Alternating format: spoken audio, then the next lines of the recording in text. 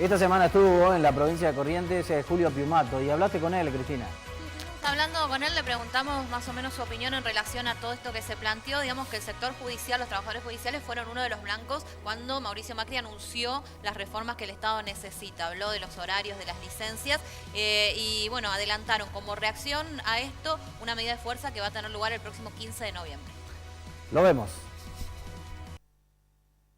Bueno, Piumato, bienvenido a Corrientes. En un momento bastante particular para los trabajadores judiciales, han declarado una movilización para el próximo 15 de noviembre, ¿es así?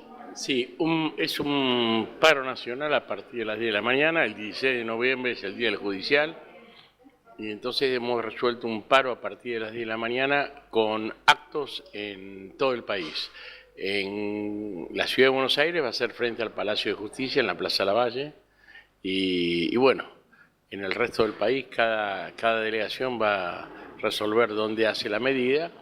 Creo que es público y notorio la agresión que hemos sufrido por parte del presidente de la Nación, que en su famosa locución de hace 15 días prácticamente responsabilizó a los judiciales de todos los problemas que hay en la justicia argentina, ¿no? Y hablando de nuestras condiciones de trabajo, sin hablar de las cosas que realmente resaltan la tarea de los judiciales, desconociendo quién sabe con qué intenciones. A ver, lo que plantó Macri tiene que ver con que ustedes son trabajadores estatales privilegiados en cuanto a licencias, no sueldos. Bueno, eso es un disparate. No somos privilegiados porque la oficina judicial es la oficina, y si no, mira, andá vos, andá al juzgado federal número 2, con 16 empleados, fíjate la cantidad de causas que tiene, está en estado de colapso. Y en cualquier lugar del país y en capital encontrar lo mismo. Por eso lo planteó el presidente, pero es una total ignorancia, porque la oficina judicial es la oficina más eficiente de los tres poderes del Estado. ¿Para ustedes no estarían de acuerdo con que se extienda el horario de atención al público en los tribunales?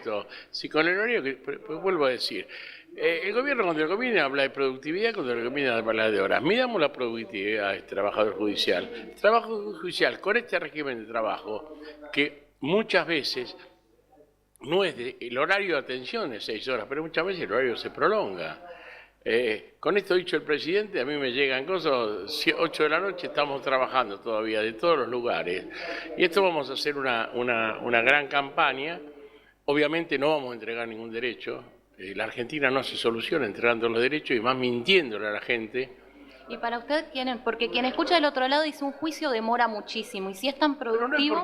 Pero no es por culpa, y bueno, pero si vos tenés 50.000 juicios y 2 personas, ¿y cómo lo sacás?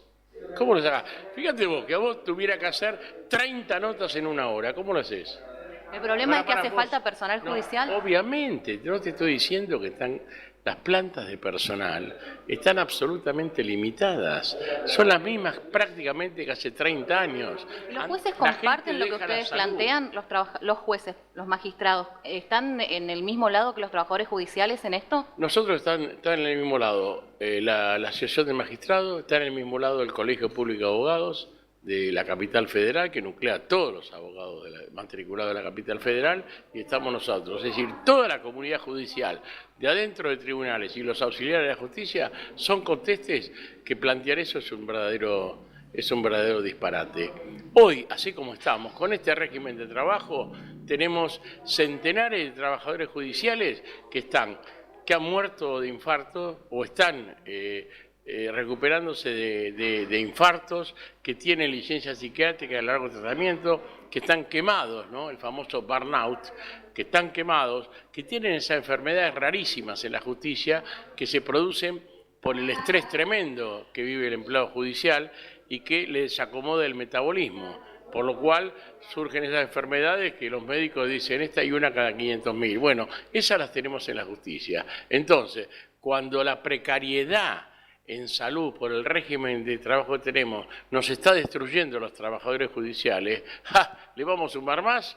Es lo mismo que tenga una pileta llena de nafta y le tirés una antorcha prendida, ¿no? ¿Los jueces acompañan y el resto de los gremios y la CGT? Obviamente acompaña. Acá, mira, hay un principio, que es el principio de progresividad de los derechos, tratado Americano de Derechos Humanos, suscripto por la Argentina, artículo 26.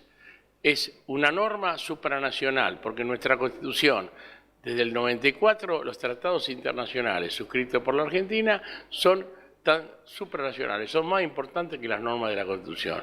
Dice claramente el principio de progresividad en los derechos. Ni una persona individualmente, un grupo social o una clase social, en este caso los trabajadores, pueden ser despojados de derechos sociales, pueden adquirir nuevos, pero nunca pueden ir para atrás. Esto es el principio. Eso se considera una violación a los derechos humanos de los trabajadores. Esto pasa con lo que quieren hacer los judiciales y pasa con los intentos de reforma laboral que está planteando el gobierno para todos los trabajadores de la actividad privada. ¿Hasta dónde piensan llegar si es que no hay marcha atrás con la reforma laboral? No, esto en la justicia nosotros vamos a seguir adelante, vamos a resistir, porque esto es destruir la justicia. Es decir, nadie quiere, obviamente, más allá de la ciudadanía que espera una mejor justicia, nadie quiere que la justicia funcione mejor que los que trabajamos en ella. Vivimos ahí adentro, damos la cara ante la gente. Esto del presidente parece que no lo conoce. El que no sabe esto vive en otro país, ¿viste? Está fuera de la realidad.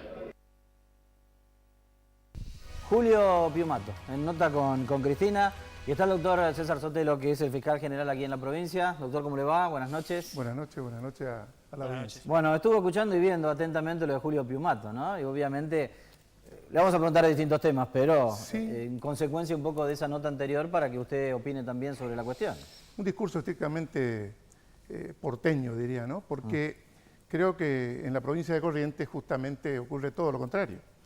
Nosotros somos el ejemplo claro de que el Poder Judicial funciona en forma dinámica, moderna y absolutamente transparente, a diferencia de las cámaras y los juzgados federales, porque sin hacer una exhaustiva crítica, la forma en que ingresan nomás los trabajadores judiciales son absolutamente diferenciadas.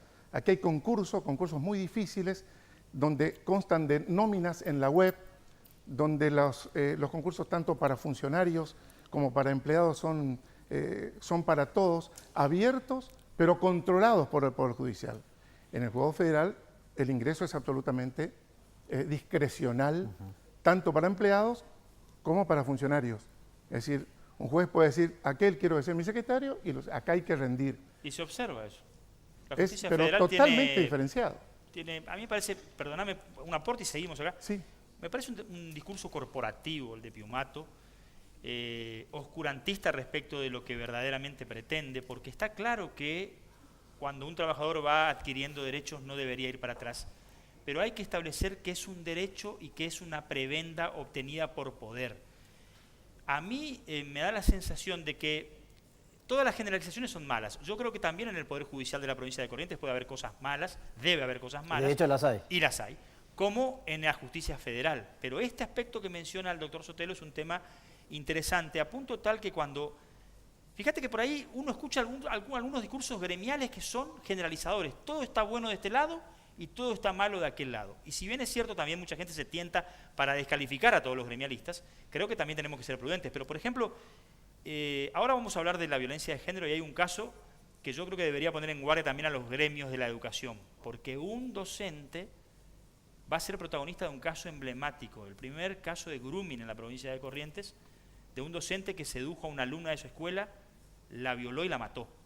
Y vos viste que escuchás a los gremios hablar de que todos los docentes y a Piumato de que todos los judiciales. Yo creo que tendríamos que ser más responsables a la hora de poner límites en eso. Doctor, ¿y en qué situación hoy está el Poder Judicial de la provincia? Yo creo que está en una situación en crecimiento, con cambios que se han venido llevando a cabo ya hace prácticamente desde el 2003, por ser más preciso, donde se han comprado edificios, se han perfeccionado ciertos fueros que hacían falta, se está trabajando a destajo con el acceso a la justicia. El Ministerio Público, en el cual yo estoy a cargo también, se ha diferenciado de los ministerios públicos anteriores, no por ser mejor ni peor, sino por ser diferente. Tenemos una ley de Ministerio Público que la ejercemos, que la ejecutamos, a diferencia de la falta de otras leyes que nos hacen muchísima falta, como el Código Procesal Penal, en el cual no es culpa del Poder Judicial que no tengamos esa herramienta esencial para la vida procesal. Pero Es bueno, una asignatura pendiente, ¿no? y es una asignatura pendiente que lamentablemente estamos dando lástima para el país. Fíjense que... Ahora, doctor, ¿por qué cree que no se avanzó en el tema? ¿Cree que por cuestiones personales se habló No, siempre? no, se habló yo siempre de separo la eso diferencia porque- con Casani que usted ha tenido. No. Yo primero no quiero ponerme en una postura de que por un problema personal no salió una ley. Sería muy vanidoso de mi parte. Sí. Primero, yo no me hago cargo de eso, porque todo es un poder legislativo. Yo soy el fiscal general, pero el poder legislativo estaba compuesto en ese entonces por 26 diputados, que ya había sancionado, porque diputado fue senador, senador de diputados, y tenía que salir la ley, y no salió. Y bueno, cada uno tiene que hacerse responsable. Yo me hago responsable de lo que hago, pero es imposible que por un problema personal no salga una ley, pero esto es una provincia insólita. ¿Y por qué no salió? Y pregúntenle a los diputados. Yo puedo tener una idea, pero la respuesta, Gustavo, yo creo que vos la tenés y están diputados. Vos tenés que preguntarle a los diputados que integraron por qué. Y bueno, nadie sabía por qué, porque no se llevaba el tema, no le importaba. Y así estamos dando lástima. Y le explico por qué estamos dando lástima. Ahora, por ejemplo, en Córdoba ha habido una manifestación de todos los fiscales generales del país de que se desfederalice el tema del narcomenudeo. ¿Qué pasa? Acá hubieron candidatos a gobernador que tiraron un tema, que van a presentar proyectos, ya hubo un proyecto de pero si no tenemos la herramienta, ¿pero cómo vamos a meternos a luchar contra el narcomenudeo sin herramienta procesal? O sea, pero lo es una primero, broma. César, lo primero sería entonces la reforma al Código Procesal Penal. Pero ¿qué te parece? Y aparte eso cuesta mucho. A Córdoba le costó muchísimo. Se hacían pruebas piloto en el Tenemos interior. el Código Procesal más Pero acá viejo. perdimos como 6, 7 años ya, porque si ahora sale el código, para empezar a probar, tenemos que empezar a probar en una... tomemos, por ejemplo, Curuzú, Mercedes, Libre, pero porque requiere mucho dinero, mucha imaginación. Hay un cambio cultural. La investigación debe estar a cargo del Ministerio Público Fiscal. Y acá los jueces en el interior siguen siendo sheriff, como le llamo yo. Tienen a ¿por qué? cargo toda la ¿Por qué? investigación. ¿Por Y qué? somos el hazmerreír de la República. Porque hoy, que el Lo habló Código con- Procesal... lo habló con el Disculpame, legislador. porque esto es Sí. importante que la ciudadanía sepa. Que el Código Procesal Penal vigente diga que el juez de instrucción investigará, llama risa. Es como el juez va a estar produciendo su propia Y prueba y después, valorándola después. claro. Es increíble. Investiga Pero- y acusa. Claro, pero es increíble lo que está pasando. Y acá ningún diputado se dio cuenta de eso. Yo le responsabilizo a la Cámara en sí, no un problema personal. La Cámara de Diputados en sí no tomó conciencia del atraso que estamos llevando en este... Pero en sabe, ¿La es Cámara de consciente que Diputados esa- o el Poder Político? Porque muchas veces también Bueno, se, pero los se diputados hablaba son políticos, amigos. ¿Qué quiere que le diga? Usted el poder político. El poder político está ahí, donde se evalúan y se elaboran las leyes. Porque si yo fuera diputado, bueno, me tendría que hacer cargo. O si yo integraba una comisión, pero nadie le dio bolilla. ¿Pero cree que a los legisladores realmente le interesa? Hablemos ya del total del cuerpo. ¿Le interesa? ¿Quieren? ¿Creen? Porque hace muchísimos años... Bueno, desde- yo le voy a incinerar a un amigo que tengo en la Cámara de Diputados, se llama José Ernesto Meigner. Me puse muy contento cuando otro profesor de la facultad, bueno, Tito, este es el momento, tenés que... No tuve noticias de él, nunca más hablé con él. Lo maté a Tito, pero es así. Pero es un muchacho que lo conozco hace más de 30 y pico de años. Tuve la esperanza de que un profesor, un docente, un abogado se interese en un código de su provincia y no tuve noticia. Espero que ahora la tenga. Creo que en la última sesión se intentó tratar sobre tablas, pasó a comisión, hacer un nuevo intento de que se pueda avanzar. Este proyecto que se podría llegar a aprobar... El de Garabano. Bueno, ¿sirve o no sirve este? A ver, ¿cómo te puedo explicar? Porque el proyecto anterior fue elaborado por una cantidad de personas absolutamente reconocidas, el cual yo no me encontraba, sino controlé, porque estaba gente del Ministerio Público también, la facultad, el Colegio de Abogados, el Colegio de Magistrados, el Superior Tribunal de Justicia. Todo el mundo se interesó y fue todo eso que te dije, todas esas patas de la justicia fueron los autores del proyecto. Sí. Y parece que no funcionó. Y este es muy Ahora, César, este se difiere decía mucho que al no querían anterior. aprobar el Código Procesal para no darte más poder. Sí, ese es un verso. Que si yo no Bueno, pero se estoy, decide. viene Carlos Simón de fiscal general y no te van a dar a vos tampoco. ¿Por qué? Porque sos medio incisivo. Y que no es así, es un verso. Es un verso. No quisieron sacar porque yo creo que la provincia ha mejorado muchísimo en diversos aspectos, pero el conservadurismo ha quedado instalado con raigambre fuerte en algunos sectores. Y yo creo que ahí pasa la historia. No querer cambiar, porque hay que señalar también a la ciudadanía que el último Código Procesal Penal lo hicieron los militares en el 71. Y después se reformó en el 77. Es decir, siempre bajo un gobierno militar parece que en democracia no tienen los políticos la facultad necesaria para el impulso y el crecimiento y el cambio. Le tenemos miedo al cambio. Le tenemos pánico al cambio. ¿No hacen falta más jueces, más fiscales? No, necesitamos imaginación para trabajar y un poco más de dinero para las investigaciones, para que todo se acelere, para que sea rápido, para que no estemos dando vuelta y no le demos la respuesta a la sociedad que es la que espera. ¿Policía judicial? No, la policía judicial también está lejos, porque todo tiene que ver con el cambio que te dije cultural en relación a quién investiga en la actividad delictiva. Y la policía judicial es un sueño en el cual Córdoba, siempre pongo de ejemplo, tiene una policía judicial fabulosa, pero eso es producto de años de trabajo.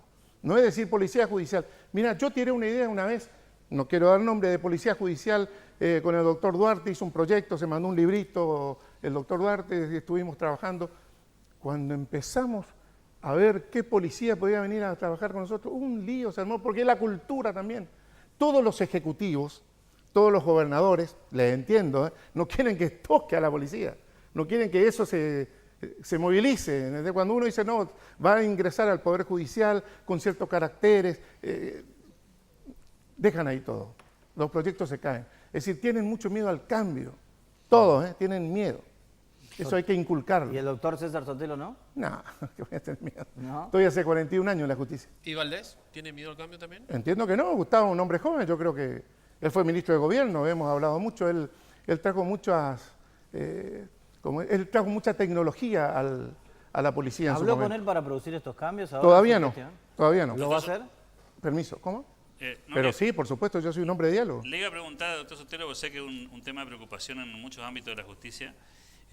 No es precisamente una de las instituciones más respetadas por la ciudadanía. La ciudadanía cuestiona la política, cuestiona muchas instituciones, cuestiona la política, cuestiona la legislatura, pero también cuestiona el Poder Judicial. Sí, cuestiona... Y la pregunta es... Disculpame, va en forma conexa con la seguridad, porque siempre la justicia está con la seguridad.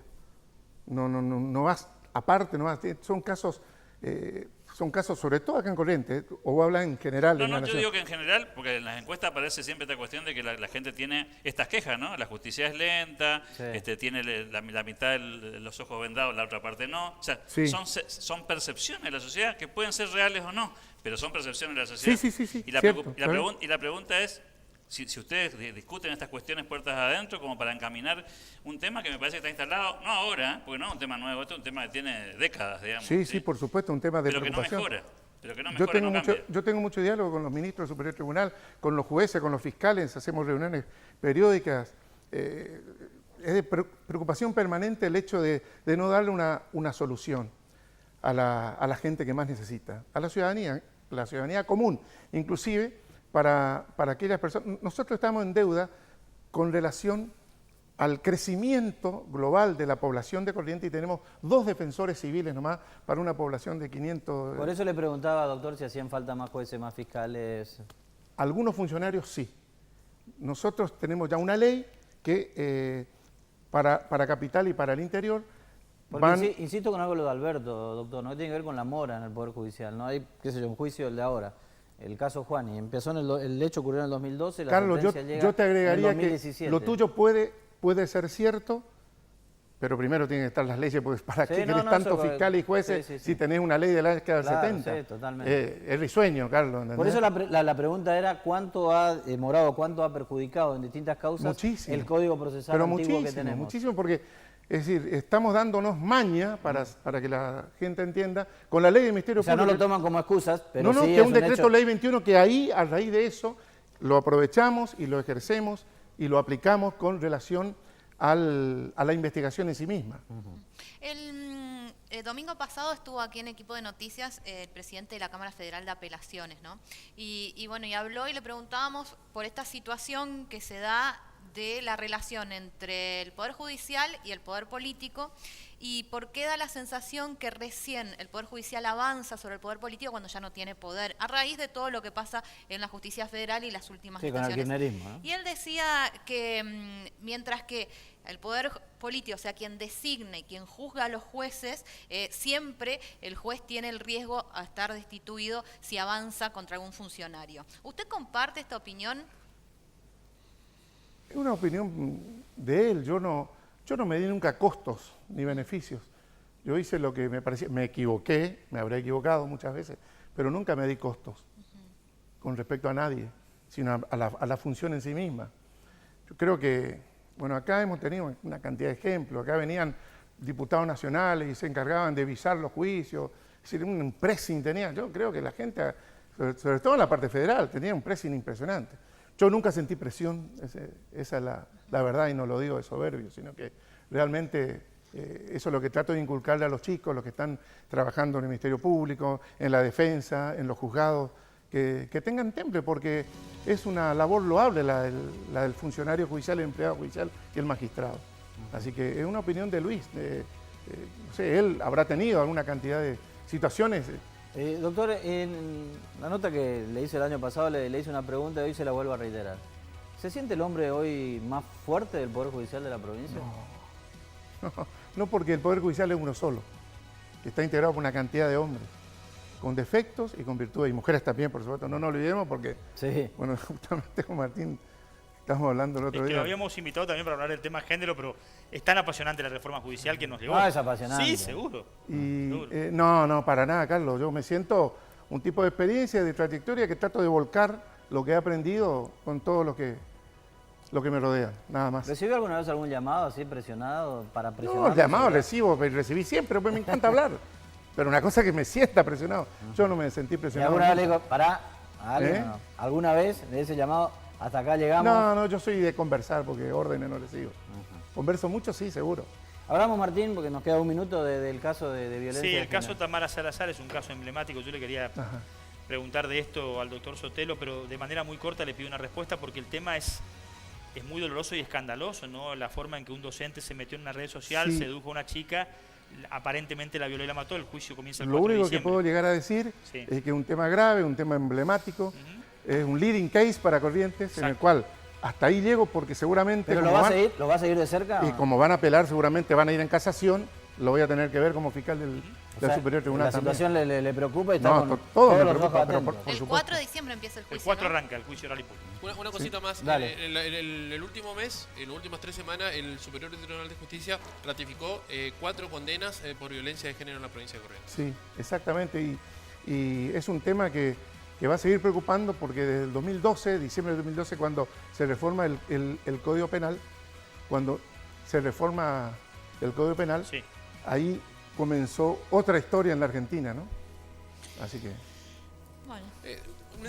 Si me deja una cosita más. Sí, nada cómo más. no. El tema femicidio en Corrientes, el primer caso fue el de Liberón. Sí. Se dio con una condena a cadena perpetua Sí. a la persona. Y es como que iba a sentar un precedente para tratar de evitar hechos de esta naturaleza. Pero sin embargo, al parecer, casos de violencia de género no se redujeron, incluso se conocieron muchos más. ¿Por qué cree que pasa esto? Mira, yo creo que la cultura nacional, te voy a resumir con algo nomás. Yo hace 30 y pico de años, alguien habrá visto, no solo yo, esa famosa novela Amo y Señor, donde se festejaban los sopapos que le pegaba Hernando Andrea a Luisa Culió. Claro. Y eran el boom televisivo. Sí. Vos fijate si se llega a pasar eso ahora. Claro. Ese es el problema cultural, el problema educativo. Pero hace hincapié, doctor, en esa situación, cuando habla con los fiscales y demás, se le dicen, Yo he sacado estén una- atentos. En el 2015 he sacado una instrucción a todos los fiscales de la provincia para que le den prioridad y aceleren todas las causas donde se encuentra la violencia de género. Hay una ordenanza, una instrucción general dictada por mí en el 2015. Doctor, muchísimas gracias. Un gusto. Un placer tenerlo aquí en Hasta luego. Equipo de Noticias. Hasta luego. Vamos a hablar del caso Guillermo Juani, ¿no? Que es un caso también, Cristina, que durante toda esta semana fue tema de periodístico, ocupó obviamente las tapas de los diarios. Hubo sentencia. Hubo sentencia. El día viernes hubo sentencia. Como vos decías, este caso sucedió hace varios años ya.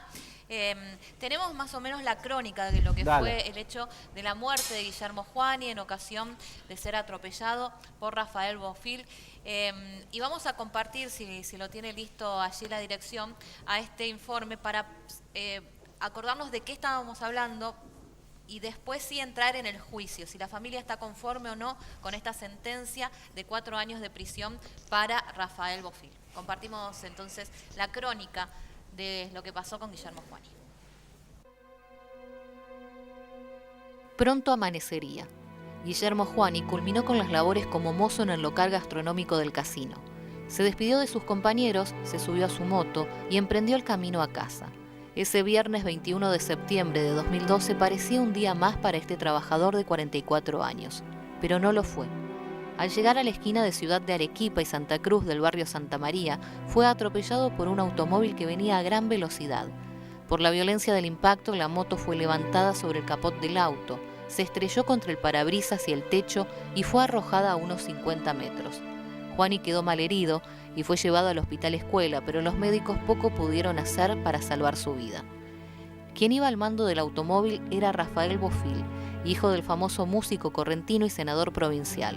Los testigos aseguraron que el joven conductor se desentendió del accidente y solo atinó a alejarse del lugar. Las pericias comprobaron que el automóvil circulaba a 80 km por hora y que el conductor tenía casi 4 veces más alcohol en sangre que el máximo permitido. Luego de 5 años, la tragedia llegó a juicio. La causa fue caratulada como homicidio culposo o accidental, agravado por manejo imprudente y antirreglamentario. El viernes, el Tribunal Oral Penal 1 halló a Rafael Bofill penalmente responsable de la muerte de Juani. Los jueces lo condenaron a 4 años de prisión efectiva. Sin embargo, permanecerá en libertad hasta que el fallo quede firme.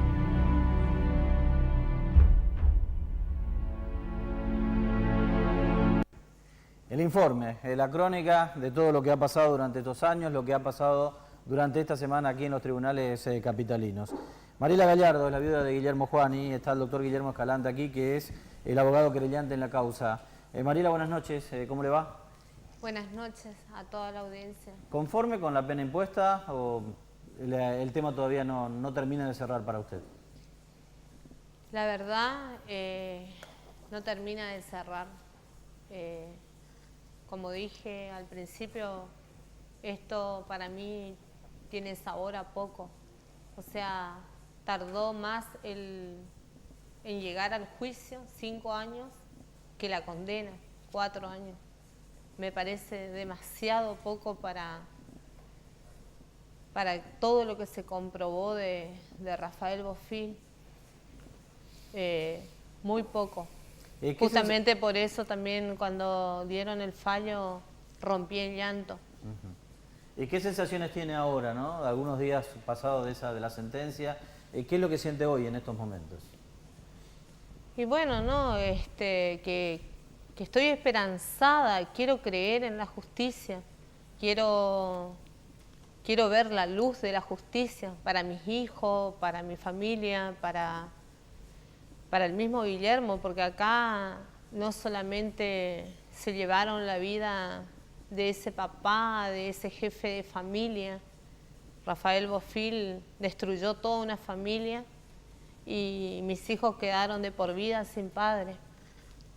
Así que para mí todos estos años fueron muy dolorosos, fue una larga lucha y bueno, la verdad que yo quisiera que fueran más años que él cumpliera en prisión. Mariela, es como una especie de duelo que nunca termina.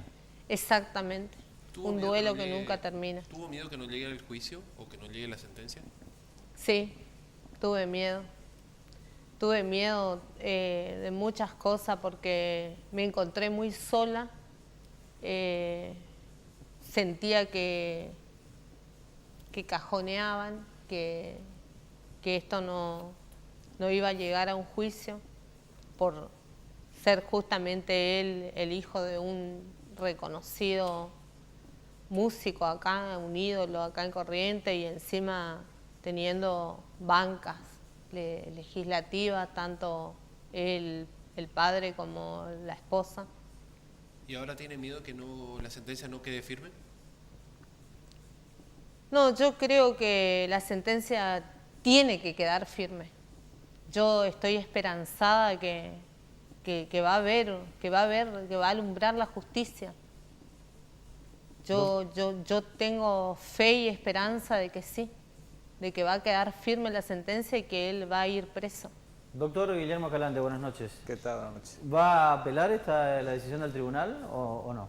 ¿O va a esperar la lectura de los fundamentos de la sentencia? Seguramente vamos a esperar la lectura de los fundamentos.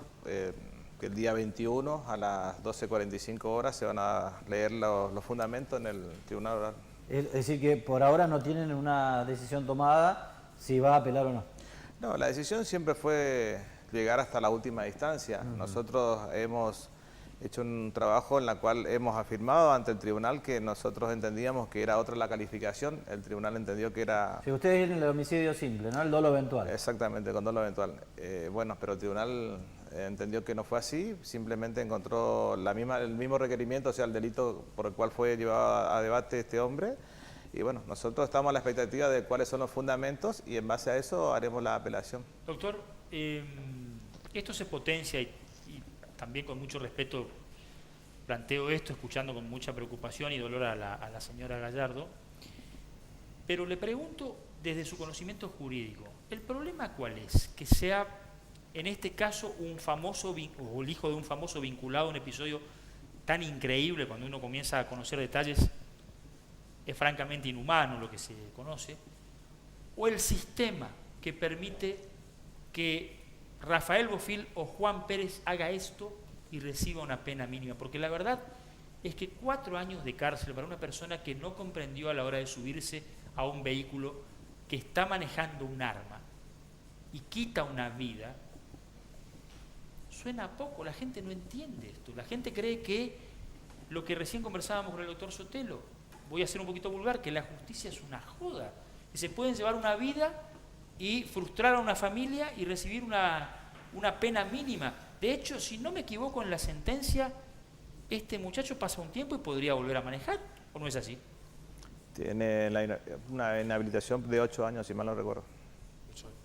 A usted, Carlos también es abogado, les planteo a los dos abogados, ¿no? ¿Qué es esto? No, de mi punto de vista, o sea, subjetivamente tengo que decir que a mí no me interesa cuál es el apellido de la persona que está sí, no, en ese sentido. Con respecto a que la justicia es lenta, sabemos que es lenta. Nosotros los que litigamos constantemente sabemos que nos cuesta mucho que se llegue a un fallo, que se llegue a una solicitud por parte de nuestra parte o cuando estamos litigando, ¿no es cierto? Porque la justicia siempre tiene un pero, diríamos nosotros. Hoy le escuchaba al fiscal cuando él decía que la justicia es lenta por falta de recursos. Seguramente faltará recursos, faltará un montón de cosas más, pero... Doctor, yo le pregunté otra cosa, si es lenta y además injusta, porque acá estamos frente a un chico que está bajo los efectos del alcohol y se lleva una vida. ¿Qué pasa si una persona en estado de ebriedad agarra un revólver y lo mata a usted? ¿Cuál sería la calificación legal? Y seguramente hay que ver las circunstancias de ese momento, no, pero realmente... sale a la calle, se cruza con usted en la vereda y le pega un tiro y lo mata. Y es realmente injusto todo, en realidad, porque... en este caso no hubo un contacto previo entre Guillermo y quien le quita la vida. Claro, ¿no? lo que pasa es que en ese caso nosotros tendríamos que hablar de una reforma del Código Penal, ¿no es cierto? Porque es injusto que una persona... Un ejemplo claro... el debate a nivel país, ¿no? Claro, porque... O sea que para la justicia el revólver es un arma y el auto no es un arma. Y la mayoría de los fallos siempre hablan de homicidio culposo. Claro, porque... ¿Y por qué no es un agravante el conducir alcoholizado? Es un agravante a partir de la modificación que se hizo el 84 bis, el artículo 84 bis. Pero el tribunal no lo tomó como agravante. No, ¿por qué? Porque el hecho ocurrió en el 2012 y esa modificación fue en el 2017. Claro. Pero es cierto lo que me decía ¿Cuánta Martín? gente conoce que fue preso por un episodio similar? Realmente hay pocos antecedentes, hay antecedentes pocos. Pero lo que me decía Martín es cierto, porque una persona con un robo calificado o una tentativa de robo calificado a veces sufre, diríamos, una pena de 5 años o 6. Y esta persona Está bien, que pero- mató y perdió la vida, hizo perder la vida a una persona, sufre 4. Doctor, Yo- y esta es disculpa, una pregunta Martín. para Mariela también. Me permitís Sí, que sí, sí, complete sí. porque me gustó lo que preguntaste al principio, es decir, esta condena que queda con gusto a poco, ¿es porque el apellido es Bofill Influye, o ¿no? porque las leyes habilitan y técnicamente es un fallo ajustado a derecho? No podría decirte, no me consta en sí que es porque sea Bofill o porque sea algún apellido conocido en la ciudad que este fallo sea ajustado a lo que ellos dicen. El fallo es ajustado de acuerdo a la calificación que llegó el tribunal, sea quien sea la persona que está que se está endilgando que haya cometido ese delito, ¿no es cierto? ¿Por qué no cambió la carátula? ¿Por qué no cambió la carátula? Porque el tribunal entendió que no había un dolo, que entendió que esta persona no podía haber percibido con anterioridad a al siniestro en sí, de que él se tenía que representar, que él podía ocasionar en el estado que estaba, ocasionar un accidente. Esto no o- habilita a que Yo creo que, más en personas... definitiva, perdón Gustavo, creo doctor, a ver si es una pregunta, ¿no? Porque por ahí lo que hoy le planteaba, el tema del alcohol en sangre que se comprobó con el test de alcoholemia y demás, si la reforma hubiese sido antes ese hecho, quizás la carátula hubiese cambiado, ¿no? Seguramente que sí, seguramente que sí. Nosotros hemos intentado inclusive que se pida el agravante, que tampoco Claro. es mucho, de 3 a 6 años con respecto a ese tipo de delito, pero tampoco fue aceptada por el tribunal. Y creo que por ahí también está un poco su duda de si va a apelar o no. La duda está, primero y principal... Porque el fallo, más allá de que por ahí para el ciudadano común que está mirando, qué barbaridad, 4 años, el fallo se encuadra dentro de la normativa legal vigente. Claro. Y eso hay que decirlo. Y a Claro, eso iba mi pregunta técnicamente, inicial. Claro. técnicamente, o sea, procesalmente, lo que yo entiendo, está ajustado a derecho, porque Claro. teníamos una pena entre 2 y 5 años, de acuerdo al delito que se estaba juzgando. Mariela, sí. ¿cómo fue tu vida estos años y si ahora que se llegó a esta sentencia, más allá de lo que vaya a pasar, es un nuevo comenzar para vos y tus hijos? Sí, la verdad que sí, es un nuevo comenzar.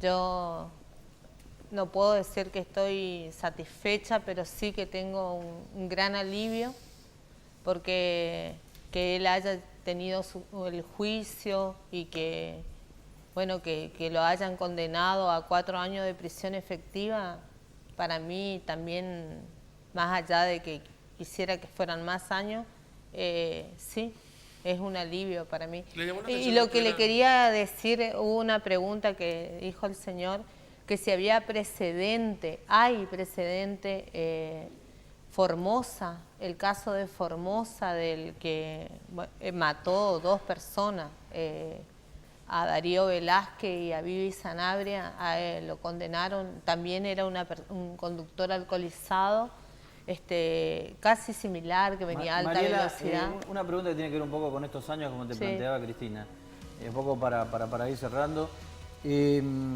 Durante estos años, 5, ¿no? Del 2002 al 2017, ¿la familia Bofill se acercó a vos o a tu familia? No, la verdad que nunca se acercó. ¿Le llamó la atención que no estuvieran los padres de...? Sí, me llamó poderosamente la atención, porque así como él salió a hablar a los segundos de que le había atropellado a mi marido, fue a dar una conferencia en Sudamericana diciendo barbaridades, que mi marido no llevaba casco y un montón de cosas, que le dijo huía de los chorros, que después... Mariela, insisto, ni siquiera un llamado telefónico. No, nada. Inclusive... Nunca preguntarte, ¿necesitas algo? ¿Tus hijos necesitan algo? No.